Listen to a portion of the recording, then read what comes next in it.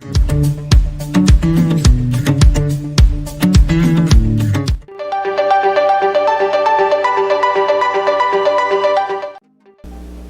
up, everybody? I'm Will Marsh. I'm Luke. This is the State to State Update. There we go. We didn't even plan that. I wasn't planning it. It was perfect that time. Guys, we have a bunch of stuff for you in a short little amount of time, so we're going to go ahead and get going with the news. First up, we are announcing a special that we will be doing later this week, so stay tuned. In about 72 hours, we are going to host and launch a special interview, Luke, with the Arizona State Chapter leader, right? Yeah, that's Karen Franklin. She's going to be giving us a few updates on what's going on out there, what they're dealing with, and what the community out there is going through. Excuse me. But I'm really looking forward to it. Yeah, thank you, Luke. It'll be exciting. Kerwin, we are excited to have you and looking forward to having you here. So y'all stay tuned for that. Next, Luke, I wanted to bring up, so I was reading on the website at edfirstnc.org, and there's some new news updates out there that I wanted to briefly touch on real quick. Last week, we were talking about earlier, our chairwoman, Sloan Rackmuth, was having a meeting with Terrace Todd, right? Yeah. From the Heritage Foundation. That's correct. Oh, yeah, he was. They were talking about CRT, pretty much how it's dumbing down the education of our youth. And, well, I'm not going to go on a rant, but you can go to the website and definitely check it out. It's a great video. Not that long. That was our point. Not going to go into a rant. You got to go to the website to check it out. I know they talked about bigotry, racism, and had a very productive meeting. And there's a video on there too, right, Luke? Yeah, a video. Definitely check it out. Video, go check it out, guys. Next, Sloan has been busy this month. She's been in meetings, right? She had a meeting with the Lieutenant Governor of our state of North Carolina. We have to specify what state we're in now because we're everywhere. But Mark Robinson, Lieutenant Governor Mark Robinson. I know they talked about a bunch of stuff, but some of this CRT stuff that she met about with Terrace Todd was in the conversation, right? Yeah, some of it, yeah. Yeah, and I know they were talking about some of the provocative things that our school systems, I think statewide, everywhere, all counties, are teaching some of the kids, and even shared a graphic with them that teacher sent in from Schoolhouse Shock, actually. It's amazing. But in that meeting, I think the Lieutenant Governor did a press release or an email thing this week about it, sharing it. Yeah, right? In the meeting he went on and went to share it. Tell us about that. And, he went to share it, and he agrees 100%, and he brought it to his attention. And you should really check it out, honestly. It's pretty graphic. It's what you call traction, guys. But no, it's not the graphic stuff Luke's talking about. I'm talking about our meetings with these people and getting this stuff out there. So there's been a lot of work put into it, but we appreciate you guys for listening too. It's all part of it. So. Yeah. Moving on, after that, y'all check out the article on Mark Robinson and what we've been doing there. So another thing I was reading on our news, Luke, the NCAE lied about their CRT involvement, and Senator Berger's now gotten involved, right? There's another article about that online too. That's another one you want to check out on the list. The title of the article, guys, is NCAE Lies About the Anti-CRT Movement.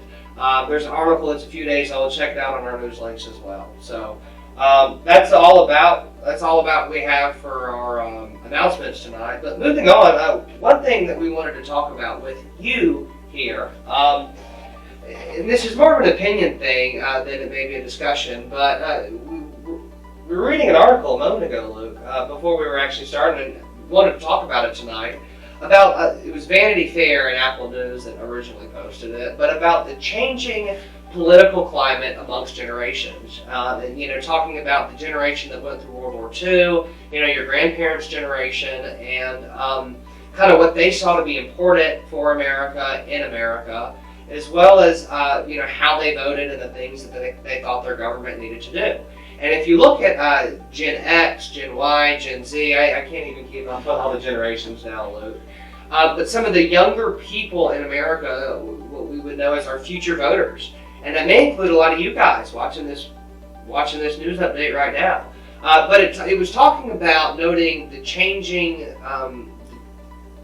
essentially how people vote, what they view to be important to them, what they view government should do. and why it's important that we watch this. Because, I mean, I know this is a lot of what Education First focuses on, is education and teaching people what is right and what is true. But if you would look how sometimes people vote as well as how they're influenced, Luke, things are starting to go down a slope as far as what people view to be popular and what they want to vote for and what the issues are. And that may change how our entire government is shaped, what legislation gets passed. I agree. I mean, what are some of these progressive things that have been important to people over the years? The right for gays to get married. Yeah, I mean, homosexuality. But we dealt with that in North Carolina a few years ago. What was the thing that they blamed Pat McCrory for with the transsexual bathroom? Was it HB 2? 12? It might be 2. It might be 2. Yeah, HB, I think for house. Yeah, but it was a bathroom bill, right? Is what they called it. Yeah, that was. I mean, I actually ended up hearing from just general community that more people felt victimized by that within that community than it actually helped. But again, I mean, that's why voting is so important. I mean, right? And not just voting, because voting without an informed opinion can be very dangerous. I mean, so you worked the polls this last year, right? Yeah. Tell us about some of the wild stuff you saw there. Honestly, mine were pretty cool. Mine were all right, but I mean, did people know what they were there to do, or I mean, because everybody hands out those pamphlets with voter cards. I mean, did people really use them? I mean, give us some feedback. Not this year. They knew who they wanted to vote for when they showed up to the poll this year. Well, every time, 100%, they already knew who they wanted to vote for. But I mean, you can still talk to people and have conversations with them, but you weren't going to change everybody's mind, I don't believe. So I mean, I guess people most of the time when they come to the polls, they already know who they're voting for, and I guess if you're going to take the time off to go vote and deal with the inconvenience of it, you're probably opinionated in the matter. But so tell us a little more about the demographics, Luke, that you were saying. I mean, the kind of people that vote. I mean, who are these kind of people? Is it very diverse? Is it everybody? Or I mean, yeah, everybody goes to vote, really. As far as I can tell.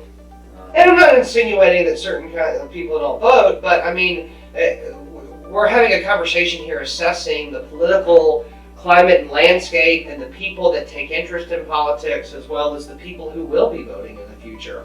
What do you think some of the issues were from the younger people that you saw at the polls that are going to be the issues that shape how people vote, as well as what people vote for in the next election? Policies, social issues. I mean, what were important to people? This year's it was just basically if you were a Democrat, you just want to get Trump out of the office, and if you're a Republican, you want to keep Trump in. I think next year it's going to boil down to what everybody really believes and how Joe Biden does. And so far, I'm pretty sure we'll have a Republican president. Well, Trump did a lot of good in his administration, and they not only did they rescind a lot of bad policies for business, our economy, for the people overall, but they enacted a lot of good ones to protect us. I would be interested to know in the number or the account of Trump administration policies that were rescinded or enacted that have been since changed, and how that's also affecting our economy. Yeah, me too. We got to get an economist on this show. Seriously, that'd be awesome. Yeah. Guys, this has been another state-to-state update. Stay tuned with us next week. We will be coming at you again, but also we have our special later on in the week. It'll be dropped on social media certainly by Friday. Interview with Arizona State Chapter Leader Kerwin Williams. Kerwin Franklin Williams. Thank you, Luke. Luke and I will both be here with her. Stay tuned. See you guys then. This has been the State to State Update. See y'all later. See you.